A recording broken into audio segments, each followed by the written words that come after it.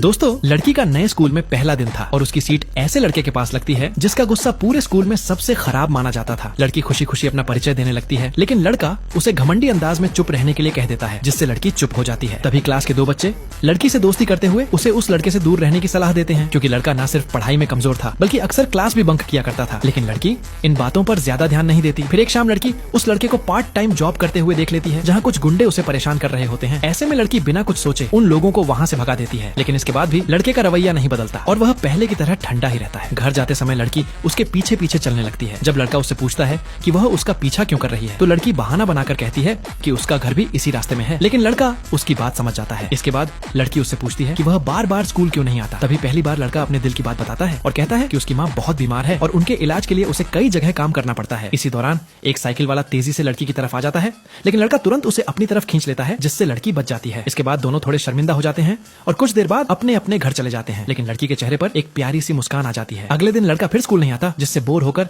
लड़की स्कूल के piano room में पहुंच जाती है। वहां उसे अपने बचपन की यादें आने लगती हैं और वह पियानो बजाना शुरू कर देती है। लेकिन तभी उसे पता चलता है कि लड़का उसी कमरे में छुपकर आराम कर रहा था। पियानो की आवाज सुनकर उसकी आंख खुल जाती है और वह लड़की के पास आकर उसके पियानो बजाने की तारीफ करता है। इसके बाद जब लड़का फिर से काम पर जाने लगता है तो लड़की उसका हाथ पकड़कर उसे स्कूल वापस आने के लिए समझाने लगती है। लेकिन लड़का उसे कहता है कि अगर वह स्कूल आ गया तो घर के लिए पैसे कौन कमाएगा। लड़की अभी उसे कुछ कहने ही वाली होती है कि तभी लड़के के फोन पर एक कॉल आ जाती है और वह जल्दी जल्दी वहां से चला जाता है। लेकिन लड़की को बिल्कुल भी अंदाजा नहीं था कि आगे चलकर यही लड़का उसकी जिंदगी पूरी तरह बदलने वाला था। Subscribe for part 2।